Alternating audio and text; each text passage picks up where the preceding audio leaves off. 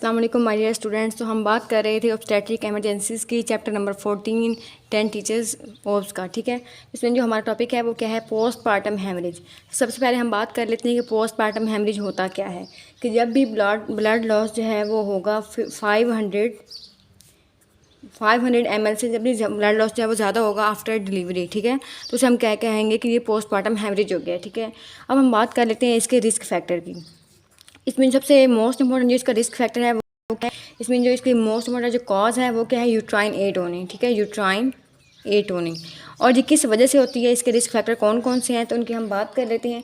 उसमें सबसे इंपॉर्टेंट जो है वो मैक्रोसोमिया।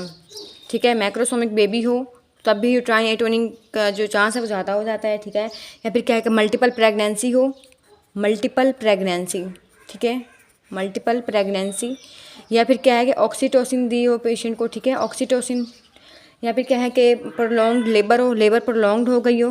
ठीक है, प्रोलॉन्ग्ड लेबर।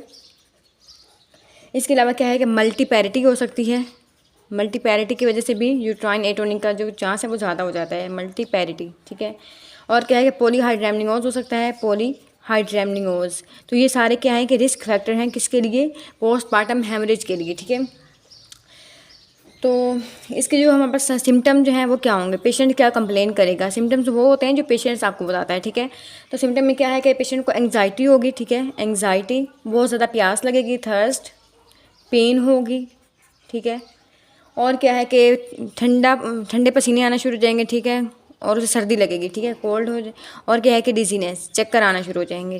तो ये जब सारे सिम्टम्स होंगे तो इससे आपके माइंड में आइडिया, हमारे माइंड में क्या आएगा कि पोस्टमार्टम हेमरेज हो सकता है इस पेशेंट को। ठीक है, और अब हम बात कर लेते हैं इसके साइंस की। साइंस क्या क्या होंगे इसमें, फंडस जो है वो राइज होगा, rising fundus, fundus of the uterus. ठीक है, राइजिंग फंडस, पेरिटोनिज्म, पेरिटोनिज्म। ठीक है, और क्या है कि यूट्राइन जो यूरिन आउटपुट है वो भी रिड्यूस जाएगा, यूरिन आउटपुट भी कम हो जाएगा।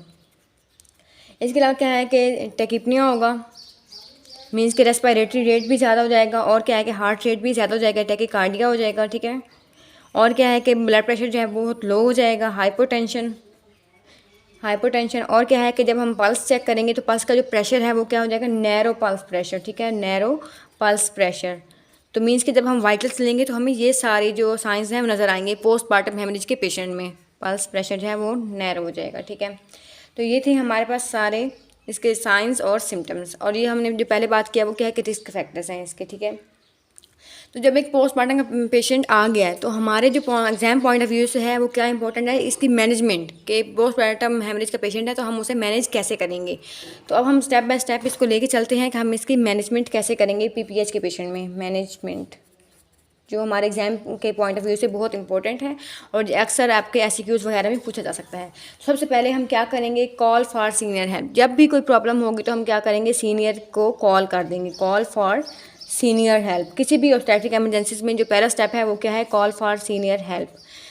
ठीक है, सेकेंडली हम क्या करेंगे कि जो सारे सीक्वेंस और जो हमारे जो इवेंट्स हो रहे हैं उनकी टाइमिंग को डॉक्यूमेंट करेंगे। ठीक है, डॉक्यूमेंट करेंगे टाइमिंग ऑफ इवेंट्स को। ठीक है, टाइमिंग ऑफ इवेंट्स की, और इसके साथ साथ लिखेंगे कि कौन कौन सा स्टाफ प्रेजेंट है, पीपल कितने कौन कौन से प्रेजेंट हैं उनके बारे में लिखेंगे। ठीक है, और क्या है कि जो हम इंटरवेंशंस कर रहे हैं उनको भी लिखेंगे। ठीक है, इंटरवेंशंस जो हम एडमिनिस्टर कर रहे हैं उनको भी क्लियरली डॉक्यूमेंट करेंगे। तो ये था हमारा सेकंड स्टेप था। ठीक है, उसके बाद हमने क्या करना है कि अगर उसकी जो कॉज है पीपीएच की यूट्राइन एटोनिक है तो फिर हमने क्या करना है, बाय मैनुअल कंप्रेशन करनी है यूट्रस की। ठीक है, bye manual compression of uterus. ठीक है, फिर हम क्या करेंगे, एम्प्टी करेंगे यूट्रस को अगर कोई उसमें क्लॉट्स वगैरह हैं। ठीक है, और विजाइना में अगर कोई क्लॉट्स वगैरह हैं तो उनको भी रिमूव कर लेंगे। ठीक है, फिर क्या करेंगे, ब्लैडर को एम्प्टी करेंगे।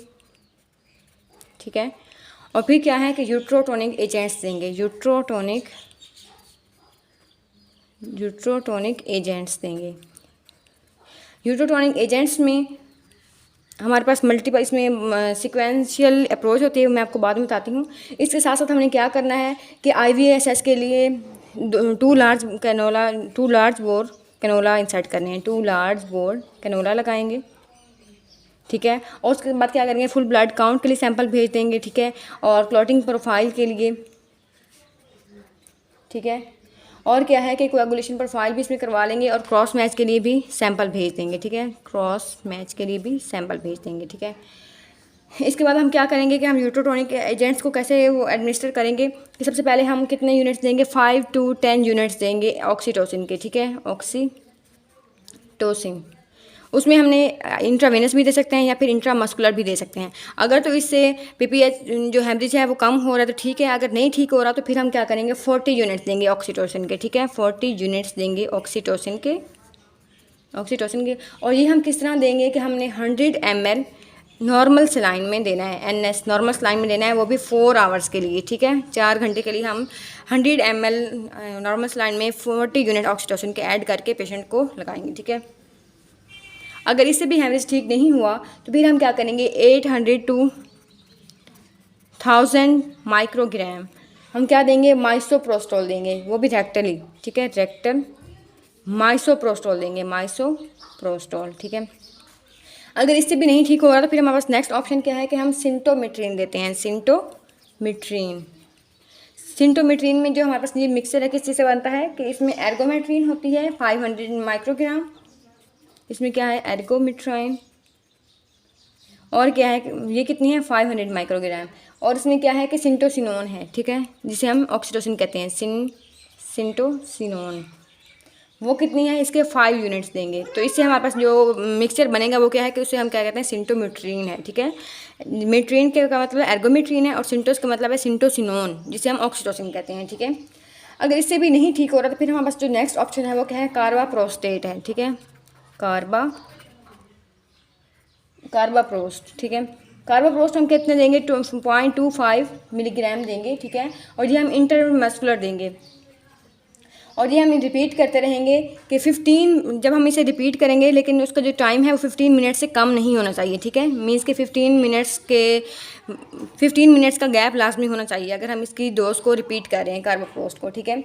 और ये जो याद रखनी है कि एस्थमा के पेशेंट में ये कॉन्ट्रा इंडिकेटेड है, ठीक है, एस्थमा के पेशेंट में हमने कार्बाप्रोस्ट नहीं देनी क्योंकि ये कॉन्ट्रा इंडिकेटेड है। अगर इससे भी ठीक नहीं हो रहा, हमने यूट्रोटोनिक की ड्रग्स दी, अगर इनसे भी ठीक नहीं हो रहा, फिर हमारे पास जो नेक्स्ट ऑप्शन क्या है तो वो ये है कि हम उसकी यूट्राइन बैलून इंसर्शन कर सकते हैं, यूट्राइन बैलून इंसर्शन, ठीक है। या फिर क्या कर सकते हैं कि इलियक लाइगेशन, जो इलियक आर्टरी है उसे लाइगेट कर सकते हैं, इलियक लाइगेशन, या फिर क्या कर सकते हैं, यूट्राइन आर्टरी एम्बोलाइजेशन कर सकते हैं, यूट्राइन आर्टरी एम्बोलाइजेशन।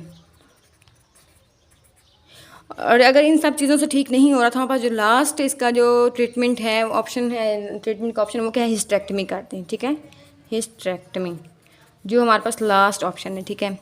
और एंड पे हमने क्या करना है कि क्लियरली डॉक्यूमेंट करना है सीक्वेंस ऑफ इवेंट्स को और कॉज ऑफ ब्लीडिंग को, ठीक है, क्लियरली डॉक्यूमेंट करना है किसको, सीक्वेंस ऑफ इवेंट्स को, सीक्वेंस ऑफ इवेंट्स, ठीक है, और क्या है कि कॉज ऑफ ब्लीडिंग की कॉज क्या थी, ठीक है। और फिर हमने क्या करना है, ब्रीफली डीब्रीफ करना है स्टाफ को, डीब्रीफ, ये 2 पॉइंट्स भी बहुत इंपॉर्टेंट है, ये लाजमी लिखने होते हैं आप लोगों ने, ठीक है। स्टाफ को डीब्रीफ करेंगे, डीब्रीफ ऑफ स्टाफ, ठीक है, और फैमिली मेम्बर्स और पेशेंट को, ठीक है, उसके फैमिली मेम्बर्स को और पेशेंट को, ठीक है, हमने डीब्रीफ करते। तो ये हमारे पास क्या थे, सीक्वेंस ऑफ इवेंट्स थे मैनेजमेंट ऑफ पोस्टपार्टम हेमरेज के पेशेंट में। तो सबसे पहले हमने क्या किया था, कॉल फॉर हेल्प की थी, फिर हमने क्या किया था कि जो हम टाइमिंग जो इवेंट्स की थी वो साथ साथ लिखना शुरू कर दी, पीपल जो प्रेजेंट थे उनके बारे में उनका नाम वगैरह लिख लिया, ठीक है। और फिर क्या है इसके स्टेप्स में क्या किया, बायोमेडिकल कंप्रेशन की अगर उसकी यूट्राइन एटोनिक उसकी कॉज थी, ठीक है। फिर यूट्रस को एम्प्टी कर लिया, ब्लैडर को एम्प्टी किया, यूट्रोटोनिक एजेंट्स दिए, और साथ साथ हमने क्या किया कि 2 लार्ज बोर कैनोलास इंसर्ट किए ताकि हम सैंपल्स भेज सकें फुल ब्लड काउंट के लिए, क्लॉटिंग प्रोफाइल के लिए, ठीक है, और क्रॉस मैच के लिए, ठीक है। और यूट्रोटोनिक एजेंट्स के लिए हमारे पास जो सिक्वेंशियल अप्रोच थी वो क्या थी, सबसे पहले हमने 5 to 10 यूनिट्स देने हैं ऑक्सीटोसिन के, अगर उससे भी हेमरेज जो है वो ट्रीट नहीं होता फिर हमने 40 यूनिट्स देने हैं ऑक्सीटोसिन को, और वो भी हमने 4 आवर्स में कंप्लीट करने हैं, 100 ml नॉर्मल सेलाइन में देने हैं, ठीक है। उसके बाद हमने क्या करना है कि माइसोप्रोस्टोल देनी है, रेक्टली देनी है, और वो कितनी देनी है, 800 to 1000 माइक्रोग्राम। इसकी जो एक टैबलेट होती है वो 200 माइक्रोग्राम की होती है, मीन्स कि हमने 4 to 5 टैबलेट देनी है माइसोप्रोस्टोल की। फिर हमारे पास के नेक्स्ट ऑप्शन क्या है कि सिंटोमेट्रिन देते हैं, सिंटोमेट्रिन का ये कैसे बनती है, एर्गोमेट्रिन 500 माइक्रोग्राम और इसमें सिंटोसिनोन 5 यूनिट्स। तो इसे हमारे पास जो मिक्सचर बनेगा वो क्या है कि सिंटोमेट्रिन बनता है, ठीक है। अगर इससे भी ट्रीट नहीं हुआ तो फिर क्या है कि कार्बाप्रोस्ट है 0.25 मिलीग्राम देते हैं, इंट्रामस्कुलर देते हैं, और इसकी जो डोज है हमने रिपीट 15 मिनट्स में रिपीट नहीं करनी, ठीक है। और सबसे इंपॉर्टेंट बात जो है कि एस्थमा के पेशेंट में कॉन्ट्रा इंडिकेटेड है, एस्थमा के पेशेंट्स में कार्बाप्रोस्ट नहीं देनी, ठीक है। और नेक्स्ट क्या था कि यूट्राइन बैलून इंसर्शन कर सकते हैं, या फिर क्या है कि इलिक आर्टरी को लाइगेट कर सकते हैं, या फिर यूट्राइन आर्टरी को एम्बोलाइज कर सकते हैं, ठीक है। और अगर इन सब से भी हेमरेज जो है वो ट्रीट नहीं हो रहा तो हमारे पास जो लास्ट ऑप्शन है वो क्या है कि हम हिस्टेरेक्टमी कर सकते हैं। और एंड पे हमने क्या करना है कि क्लियरली डॉक्यूमेंट करना है कि सीक्वेंस ऑफ इवेंट्स को और कॉज ऑफ ब्लीडिंग को, और फिर हमने क्या करना है कि स्टाफ को डीब्रीफ करना है, फैमिली मेम्बर्स को भी और पेशेंट्स को भी डीब्रीफ करना है। तो ये थी हमारे मैनेजमेंट के पॉइंट्स। तो हमारा ये टॉपिक कंप्लीट हो गया। अब हम नेक्स्ट बात कर लेते हैं प्री इक्लेम्शिया के बारे में नेक्स्ट वीडियो में। Thank you so much.